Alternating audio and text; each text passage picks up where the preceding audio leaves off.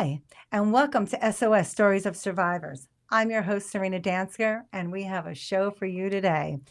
Welcome. We are going to be talking to my Self Love Club. They are a group of women that I get together with monthly, and we talk about all the beautiful parts of life and the messy parts of life. And today, you are going to be joining this beautiful group of women whose funny, soulful, and sometimes crazy conversations are going to be shared with you today. So, welcome to the Self Love Club. We share our stories, support one another through life's challenges. And then we soak it all in, literally, at the spa. We do massages, baths. It's a really nice time to just enjoy one another and learn from one another. Today, we're going to be talking about what it means to grow older with grace, raise kids in today's world, and to care for your parents while trying to care for ourselves. You're going to hear laughter. You might hear a few tears, but mostly you'll hear women who are revolving and evolving and surviving and still loving themselves through it all. So grab a cup of tea, settle in, and welcome to the Self Love Club. Joining me today is Christine Johanson, Michelle Giorno, and Jojo Tierney. Welcome, everyone. We're going to get right into this and get started. And we're going to talk about, parenting and what the hardest part of being in the sandwich generation is. And that's the generation where you're still you start caring for your parents, but maybe your teens are finishing high school or they're off in college and what that means. And I'll kick it off, ladies. And I got to tell you, my kids, I've been an empty nester now for it's 3 years, and it was a hard adjustment. You have to learn how to reposition yourself and get used to shopping just for you and your husband.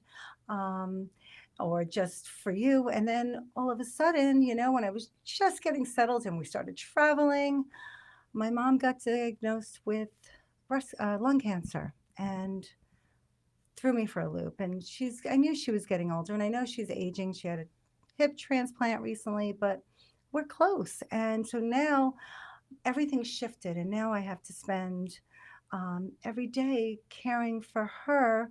I mean, I love her, and I want her to feel good and have um, that confidence that someone who loves her will be there for her and take her to her doctor appointments and schedule everything and explain to her what the doctors are saying.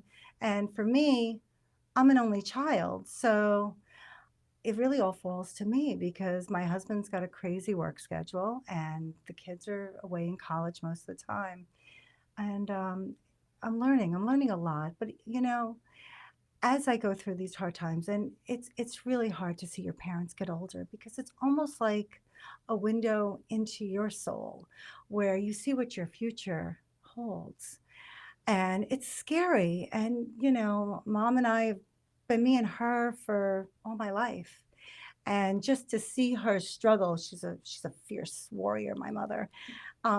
It breaks my heart a little bit. And so watching her and you know going through the motions with her, her wins are my wins, her losses are my losses. And I just pray every day that, just make her have a good, fulfilling life where she's happy.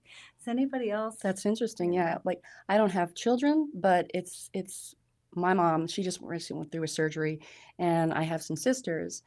But to balance that responsibility, and to help and support your family and coordinate all those resources and balance it with your own life, you're working full time or you have your own obligations and situations at home. So it's a hard balance to do, but you want to of course do it and you want to be that support team. So as long as you're staying open with everyone and communicating full time and not putting too much of a burden on someone because you'll want to make sure that person's well cared for and know that they're loved and cared for. So yeah, it's big effort of communication. How, I know that you have three siblings, but how do you do it when there's one that doesn't live nearby? Yeah, that's what it is. And it's, everyone chips in how they can, whether it's, if they can be there personally or else just calling and checking in, because Mm. I do have a sister who just moved away and another sister who has a lot of personal obligations herself. So it's really on, two more than the others, but the other two chip in when they can and they come up, but they'll call in or they'll help with other things. So it balances out, but, you just have to keep in check with everyone. We have like, a support group, a support mom group text chain going. That's great. So that helps. Yeah, you need that. I mean, every little bit helps. That's wonderful. Something you said resonated with me. I'm an only child also. Yeah. So I hear you say you share the responsibilities with your siblings, and I think that's so beautiful. And as an only child, it all falls onto you. And aging is not for the faint of heart, that is for No. sure. And when we were young, we identified as being young people. And we Yes. thought, that's who we are. I'm a young person. And when you reach our age and you see our parents starting to flail, that's one of the scariest things to me, because we know that that is our future as well. So it helps me to be a little more patient, a little more understanding. Mother daughter relationships don't Mm-hmm. always run smoothly, as you know. And a lot of our mothers, my mother was a single mother too. She's strong and determined, and she doesn't want to face or admit that Yes. she's aging and that she can no longer do what she used to do. So that's kind of a power struggle. So I'm with you. I know. I Yeah, know. I Boy. love that. It's interesting because my mom and dad live in Georgia and I'm in Connecticut. And over the last 2 weeks, my sister was able to move up and she is stepping in to just be, companion to my Like a parents, a caregiver. caregiver, while working a full time job. And she left her son who is in college. Mm. So I know that that's hard for her. Yeah. And it's giving me this urge to want to move closer and be near my family so that I can help share that burden. That leads me to my next question. How do you handle the guilt when you can't be everywhere at one time? I mean, for me, I know my limits. I mean, I try, but 5 days a week going to see her, and sometimes I just need time for me. And I know that she's lonely and she wants me to be there for her, but I try and explain to her that I need to take care of me so I can better take care of you. You need that balance. Yeah, we do that. I mean, like when I can't get there, I call, I text. We started doing family Zooms, to Mm. check in and visit with one another when you can't get there personally. So just to make sure everyone knows that, you're still on my radar, but I can't be with you all the time. And, I have things I have to do in my own backyard. They feel guilty though too. Like my mom's like, I don't want to be a burden to you, and I'm like, Mom, stop. You raised me my whole life, and it's like, I got you, man, I got you. Of course. Oh my gosh. But so how let me ask you guys this. If you could go back and talk to your younger self, what would you say to your younger self about this stage of life, or what do you wish your younger self knew? I Yeah. started thinking like, if I knew back then to not allow anyone to take my joy or my Mm. happiness or have that control, it just would have made things a little better, because sometimes you're trying to please so many people, or whether you're in traffic and raged and you're road rage, or you're at your job, or you're at school, or you're at home, or something in some kind of situation. Don't let someone have that control. Just be able to, like, be empowered, to make yourself happy, and, step away from situations that don't make you happy, or don't give someone that control, especially at a job. I've been at a job where someone drives you crazy and you're just like, oh no, that's not going to happen ever again. Yeah, It's I hear you on that. And I wish that I had loved myself more. I wish I had mm, taken care of myself more and valued myself. And, like you're saying, protected my emotional, my physical, my mental well being a mm, Hmm. lot more. We didn't have the language back then. Like, I had anxiety my whole life and I didn't know. I just knew what it was called, or I thought it was a disorder or something was wrong with me. I didn't know it was very common and it was even called anxiety.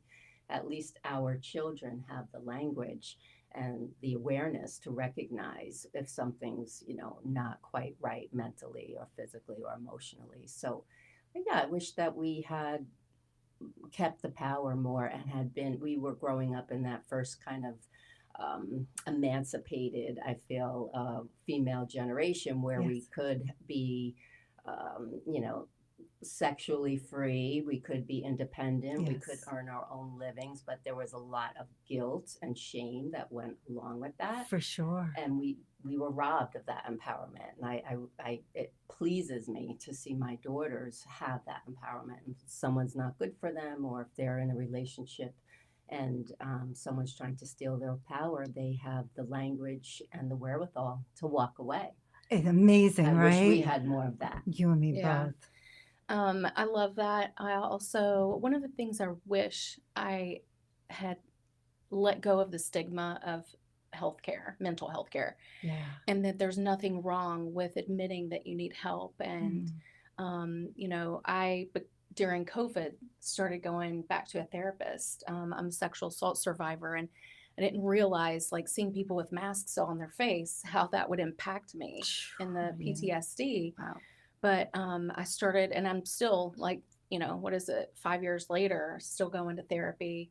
And it's been one of the best gifts I've given myself. And I wish, like, I had given myself that gift a long time ago. I tell you, all of this resonates with me on so many levels, and I think Christine, you had hit it on the head when you said, we were given the opportunity to succeed, or we was talked about, but you weren't really given the tools, and it was still, at least in the business world, it was always a man's world. And this is way before me too. Mhm. In those generations, you were taken advantage of, or not taken advantage of, maybe so much as not taken seriously, as a woman who's somewhat attractive, who's got brains, and has determination and wants to succeed. And I think now our daughters have that opportunity, but it comes with a price. I look at my daughter now and the pressure that she puts on herself to be perfect, to excel, to go that extra mile, to stand out from the crowd. I mean, talk about anxiety, insane. It's crazy. And so I ask you guys, what does self love look like now for you versus what it looked like in your 30s? And I can start from me. Self love in my 30s was more like self destruction. Absolutely. Yeah. Saying I had some fun times, yes, but at what cost? I'd love to go out dancing, but with dancing came all these other fun things at the time. And look, don't get me wrong, I'm the first to say enjoy your life, and don't judge yourself. But I see now what a difference is actually taking care of myself makes mentally as well as physically. Anybody else? Well, if I can, I think in your 30s you were partying like there was no tomorrow, Mhm. and now at our age, women of a certain age, we want to party knowing there is a tomorrow. Yeah. So it's about caring for yourself, reining it in a little bit. I say no. I've always been good about saying no when I can't, when I'm tired. I mean, we're all survivors here, and Yes. we have to take care of ourselves first and foremost. Yeah. Otherwise, we cannot be there for anyone else. So going to bed early, Mm. stopping at 2 drinks instead of however many, going to the gym, Yeah. doing our spa days, having time for our friendships, for our mental care, our Yeah. emotional care. That to me is what self-love is now. Yeah. Yeah, I That- think back then, if someone told me I would have been meditating every now and then or praying as much as I pray now, I would have never thought it. But like now, it just is more meaningful to me, and it just does something for me positive, just to get me in the right headspace, so. Yeah. It's beautiful. It's so true.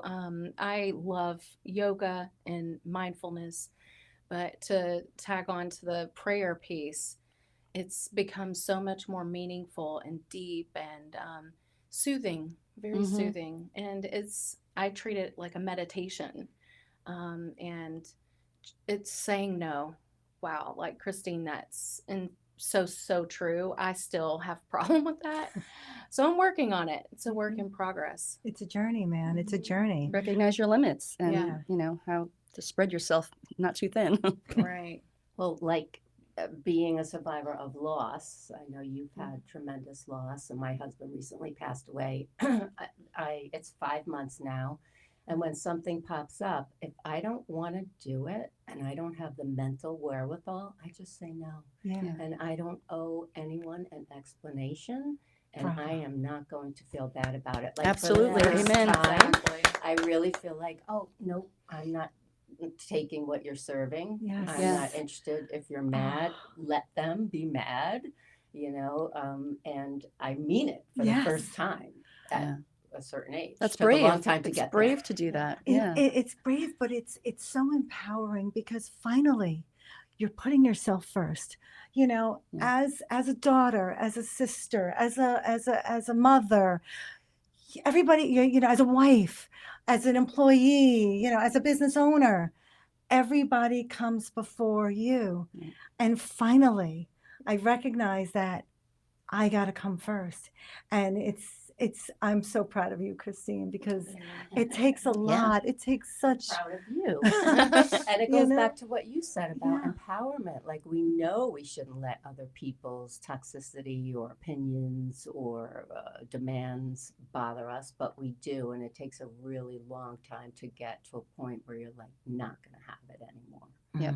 I'm just happy I finally got there. Yeah. And God that's bless. it. So here, let's lighten it up a little bit. All Yeah. right. We're going to do a little rapid fire question. I'm going to start with you. Uh-oh. What's your favorite self-care ritual lately?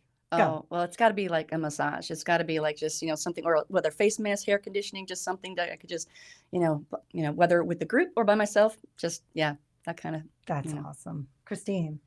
Bubble baths with Ooh. magnesium and lavender. I love that. Maybe a candle. Michelle. A nice walk in nature or going to sit by the beach. It's just to hear the waves and allowing myself that time Yes. to not feel guilty, to make that time, and it's okay. I love that. And now I've gotten into saunas. I got this sauna thing now, Ooh. and I just love going into the sauna and just practicing my breath work and just sit there and just breathe. And it's so relaxing and calming. And I found saunas because my 83-year-old Uncle Vern, Uncle Vern stands on his head. He goes to saunas. He's going to be 85 and he's still skiing on the mountains of Colorado. God bless him. Wow. His wife doesn't think he should be driving, but that doesn't stop him. And I look at him and just his relationship with God and himself and just going on the lifts and talking to strangers. I'm just like, you know, this is how you do self-love. You do what makes you happy. So for me and my saunas, I just take it all in. I'm grateful and I try and be grateful and instill that in myself. All right, let's see. Let's talk a little bit about the kids, you know. How do you stay connected to teenagers in a world of screens, stress, and social media? Do you want to take on that one, Christine? Sure. I mean, I don't have it nailed down, that's for sure. And Yeah. I sympathize with them and having all of this information. Like we said before, this comparison and this need to be perfect compared to what you see on social media. When they were little, I always limited the amount of time. And even now, my daughter, who's 16, I do not allow her to have her phone in her bedroom. It comes 9:30, put the phone downstairs, and that's where it's charged. So I think my older children kind of have better habits. They could be far worse when it comes to Yeah. the phone addiction. But how do I connect with them? Well, they finally let me follow them on Instagram so I can like things. Good. Sometimes I'll send them reels, which they find so hilarious that I even know what a reel is. So little ways like that. And through music, I share a lot of connection with them through music. I'll share throwbacks like TKA and freestyle's been coming up lately in my house. So like I'll play it and they'll complain and say it stinks, but then we're all dancing together. That's So awesome. I just try to connect in easy ways instead of always asking those difficult questions and being on point with what's next and what are we doing, just being together. I love that. I really do. I think I find ways to connect is just to sit around and just open up a conversation and just talk to them, and be real. It's how are you feeling? The mental health, and I know with seeing all these beautiful people online and everything. I mean, I know both my kids are at the gym every day and they're working out and they're watching their diets. And I mean, I remember being their age and going to McDonald's and getting French fries and a milkshake. It's just like, but I try and talk to them, and they're like, but mom, we want to be healthier later. We want to take care of ourselves now. And I admire that, about them. Is there something that you admire about this generation, Michelle? So much. I love talking to my son and supporting him and just telling him, go for it. My son and I are so close. He's one of my best friends. So I've always just given him that freedom to share who he is and to make sure I'm creating a non-judgment zone. His choices and decisions may not be what I want, or I might see that, oh, might be a tough road, tough journey, the path you're taking, but I just support him and love on him so much, and we connect. We'll make those phone calls, and it's so important. Now, Jojo, I know you don't Yeah, have I your don't have own, my but own kids, but I have a lot of nieces and nephews who really impress me, and even friends' kids. I have so many godkids. They're like, she doesn't have kids, so let's make her a godmother, which I love. I love it. I love all my godkids, of course. But I'm just so impressed with them, especially after COVID, and they had such a difficulty connecting, and seeing them reconnect and seeing them with good work ethics and just being able to be growing an adult and being able to communicate with one another. And some of them aren't even on some of these social media anymore. They've dropped out, like myself. I've given myself a timeout, because sometimes I go a little crazy on social media, and then I'm like, all right, I've been too vocal and too disruptive. Like, I got to give myself a timeout. And this younger generation is doing that already. So I've been impressed with a lot of my friends' kids and my nieces and nephews. So God bless them, and I hope they stay on the path that they're on, because it's a difficult world out there. it is. It's Yeah. so hard for the younger people. I mean, my heart goes out to them because there is a lot of anxiety and stress, and I know society puts it on them, and social media. I mean, I can't imagine having every crazy thing you've ever done being filmed. Oh God. Can you imagine? No. Serena and I went to college together. That would not have been No. Bad enough the Polaroid pictures. I don't even know.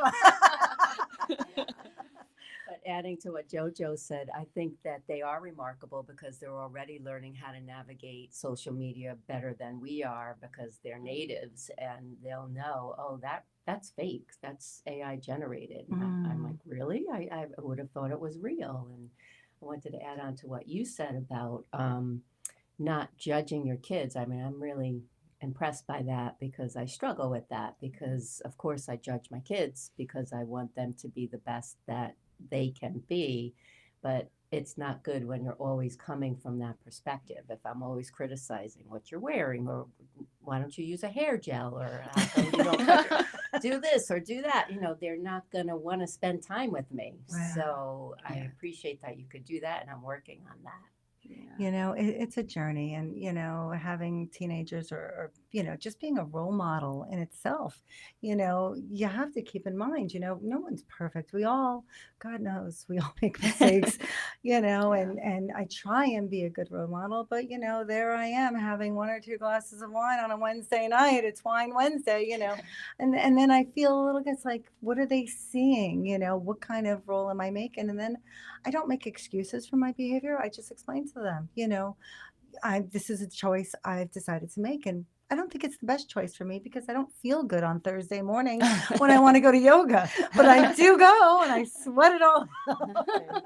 So It's a balance. It is a Everything's balance, That resonates with me a lot. Sorry if I'm talking too much, No, but not at all. when my husband passed, I had a choice. Either I'm going to sit on the couch and like dive into a bottle of wine every night, or I'm not, because Right. the kids are watching. Yes. Yeah. And it would not be good for me because it would steal my energy the next day, and it would make me more emotional. So I went in the opposite direction, where I used to have maybe 3 or 4 wine nights a week. Now I allow myself one. Right. And they are watching, and Yeah. they do Yeah. see. So if you're, having your wine night on Wednesdays and Fridays, you're still doing pretty good. Don't beat Yeah. yourself up. Yeah. Right. And if you're getting up and going to the gym, like, wow, what an example, because how many people our age are not doing that? And Yeah. look at what you're doing. Look Yeah. at this Right. show. This is a Look Yeah. platform, and this is what it's all Yeah. about. This is so awesome, you guys. I'm Mm. so like I can't even tell you over the moon that we're doing this, because we do this regularly. But to share it with you, our audience, our listeners, and bring you in, you can see what it means when you talk about all the stuff that's going on in your life and that burdens you, and you share it, because we all carry that heavy backpack on our shoulders. But when you can talk about it and share it with your friends, that backpack, It lightens. it's- It does. Yeah. so much so, and it's just beautiful. So all right, with that backpack in mind, we're going to switch gears here, because midlife, we are in it, we're all 49ish. Yeah. Maybe a little Whatever we older. can get away with. But for us, they call midlife a crisis, but for us, it's been a classroom. And what's one thing you've learned about yourself lately? I'm going to start with you, JoJo. Oh, You have- goodness, right on the spot. Yeah. I just, I think I'm just paying more attention to my needs, getting more sleep. I just realized that, certain things in my life that I want to correct, just, like you said, take that power back and, follow my course of, where it's going to take me to make me a better person. I just want to keep being a better person. And then that has to do with the whole ball of wax, mentally, emotionally, physically, and just, be a better example too, So Yeah. I'm where I am in my life, and I'm like, you don't know how much longer you have, so you want to make the don't. best of it. And I don't want to take any day for granted. I want to be able to, make each day count and just keep getting Wow. better. That's something that resonates with me. My husband always says, he goes, because of the journey I've been on and everything I've been doing, he's learned something. He's like, not everybody is meant to live to be 100. There are people, everybody's on their own journey, and some, die as infants, and some die at 16, and some die at 30, and some die in their 50s. And then some live to be, 80, 90, 100. But Yeah. we're all on our own journeys, and you have to make the most of your journey while you're here. And I think it's empowering when you put that in mind and realize, I'm here for a brief period of time. I Yeah. want to make the most of it and be the best I can. Do you want to add? Yeah, actually, that I'm like have tears in my eyes, but it's to allow myself joy, Mhm. and that everything doesn't need to be so serious and so heavy, Yes. and to lighten up. Yes. And I need more of that in Yeah. my life, because you're right. We don't know. We have no idea how long we're going to be here for.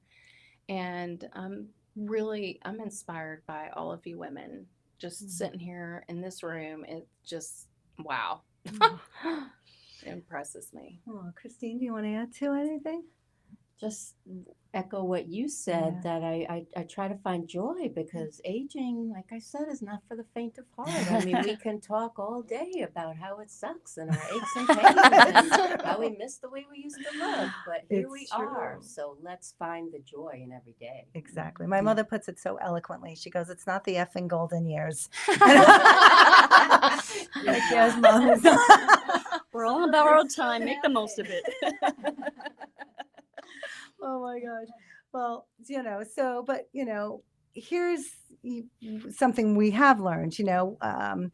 I've learned about a belief or a habit that I finally let go of, and I think I've let go of the fact of taking things too seriously, or taking or sweating the small stuff is probably the right words to use. I used to, worry about everything and be so regimented. If this didn't go away, I'd get all angst about it. But nowadays it's like, you know what? If it's meant to be, it's going to be. Things that are not in my control, I can't control. I can only control my reaction to it. And learning that lesson has been a game changer for me. Has anybody else learned something in this life that they want to share? I don't know, like you said, letting things go. I think that's, a strong message, because you don't want something that's happened in your past to eat you up and control you today, because there's so many things. I see so many people that have, issues today because of trauma, like everyone in here has experienced. And I just don't want that to eat me up, now. You have to like learn to process it, and whether it's sharing it with someone or going through therapy or something like that. But whatever that is, you don't want it to really manipulate your life today, Yes. because you have to keep on living, because we've all lost people here, and you don't die with that person. You have to live for yourself and for your family and for your kids. Yes. So yeah, I just think just don't let things haunt you as much as they should. And I think people who are getting the help, that's what you need, and to make yourself a better person, and live a better life and have a better quality of life. Jojo, wow. Just on that vein, something that the most important thing I think I've learned is forgiveness, and how healing that can be, and it empowers you. Because when you hold anger or resentment, it's only eating at you. And to forgive, truly forgive, it's just so peaceful. So And I have to work on that a little more. yeah. I wish I knew how to forgive. That's Yeah. the thing. I know that it is what we all strive for, but how? Like, how do you get there? That's what. So I turn it over to God. Yeah. And he's my partner in this, because I couldn't do it on my own. I truly couldn't. Spend a lot of time in the adoration chapel or out in nature, wherever that peaceful place is for. I think for me, forgiveness, I can forgive. I don't condone Yeah. what that person did if it was harming to me or to someone I loved. I can forgive them, because forgiving them isn't really about them. It's me letting go. But the hardest person I find to forgive is myself. Wow. And I don't know always Yeah. why that is. I mean, I know I'm no God or anything like that. And I really need to give myself grace. And I know it's a journey. I'm not perfect. Yeah. But letting go of that ideology that about perfection and everything has been really hard for me. But forgiving others, it's a process, Christine. It's a journey, and it takes time. But again, you can't control other people, but you can only control your reaction to them. And sometimes when somebody hurts you, whether intentional or not, sometimes it's a reflection that they want you to get angry at them. They are looking for that. Sometimes it's a mirror as to what you're portraying out. But whatever it is, you have to take it from where it's coming from and just be like, you do you. I understand that. And you're getting really good at saying no and remembering that. And you can forgive them and let go. You don't condone what they did. You don't have to be friends with them, but say, I forgive you for treating me this way. And, but for me, I have to move on. And you do. But for myself, to forgive myself, that's one I'm still struggling with. Yeah. Ditto. All right. We're going to lighten it up again. All right. What are you looking forward to most in your 60s, 70s, and beyond, JoJo? I can't wait for retirement and to be a social butterfly forever. That's what I'm going to do. Yes. I love that. Yeah, I'm just looking forward to taking some time, taking just more pleasure out of life. And not that I don't have a lot of pleasure now. I mean, I try and make every day count, but just being a little bit of fun social butterfly. My sister-in-law just retired, and she's busier now than when she was working. It's Yep. crazy. So it's amazing. What about you guys? Anything you're looking forward to in the future? I'm looking forward to writing my book. I've said it for years. I know you've known me for a while, and since the beginning. But I've released a lot of the worry of how what I may share will impact other people. And I'm just looking, hopefully to infuse more humor in my life. And I'm looking forward to giving back. I really want to just make a lasting impact in a positive way.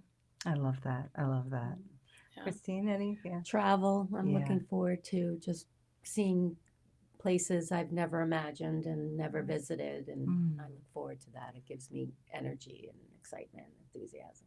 Okay, that too, Christine. Here. I agree. I'm just looking forward to just, enjoying the freedom that retirement gives you, and knock on wood that we have our health, Yeah. because without that, it makes life a little more difficult to accomplish the things that you dream of.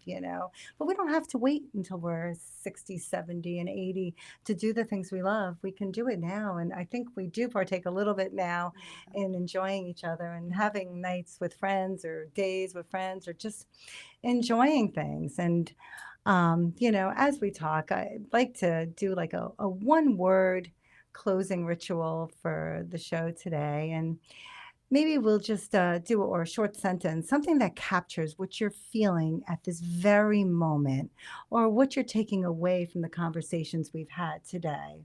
Would be awesome. I'm just grateful to be here with you ladies. This is great conversation. I'm great to have you in my life outside of here. I just feel very grateful and blessed. And, thank you for everything. Oh, I love you. Ditto. I think what I've learned is we can do hard things, and each one of you is very inspiring to me. And look at what we do when we set our minds to it. We can change for the better. We can improve, and we can help those around us. Yeah, for me, one word that stands out is hope. I have so much hope for, like you said, we're hardest on ourselves, but I'm so inspired being around all three of you, and knowing that we've all had our traumas and we're resilient. But I just have so much hope for myself, where I would be very hopeful for everyone else, but learning that I am worthy. Yes, Absolutely. absolutely. And for me, I consider all of you my wing women. And what I mean by that is that you are the women that are there. I mean, there are others that could not be here today. I mean, this room isn't big enough for everybody that I'd like to have in here. But you are the women that I turn to when I'm going through the toughest parts of my life. You are the women that hold me up. And even if you don't want to be there or do something, you'll drop everything to be there. And to me, that means the world to me. And I love all of you for that. And at the end of each segment, I like to share one of my son Scotty's poems with all of you. And I think this one really resonates with what we've talked about today.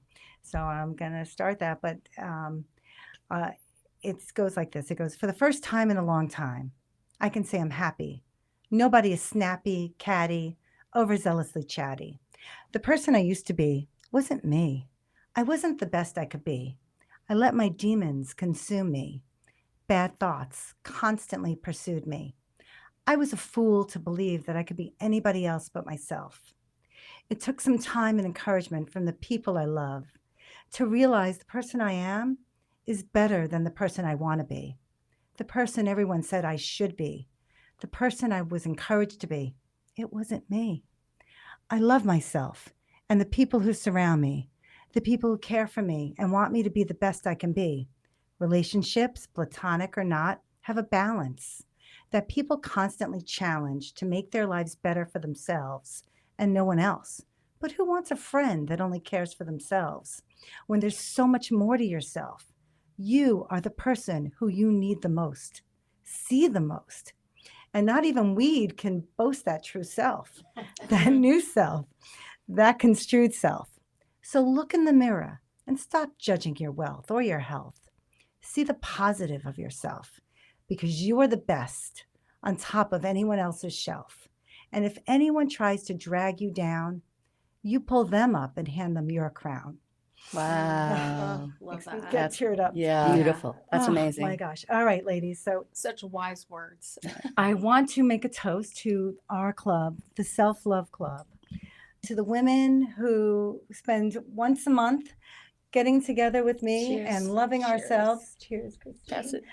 And here's to you guys. God bless. Salud. Thank Salute. you. God Salute. bless. God bless. And to our Cheers. listeners, exactly. Yep. My word is cheers. And to our listeners, aging gracefully isn't just about wrinkles or hot flashes. It's about navigating the emotional shifts of your life and reconnecting with our own evolving bodies. Thank you for joining me. and these beautiful women here today. They're incredible and they're life changing for me and themselves and the Self Love Club. Always remember that life can be a challenge to get through, but it's your friendships, it's the people around you, and taking care of yourself that are going to get you through the heart of it all. So please join us next week to another episode of SOS Stories of Survivors, where survival sparks the soul. Thank you, and God bless. Amen. Amen. Thank you, Serina. Thank you. Bye.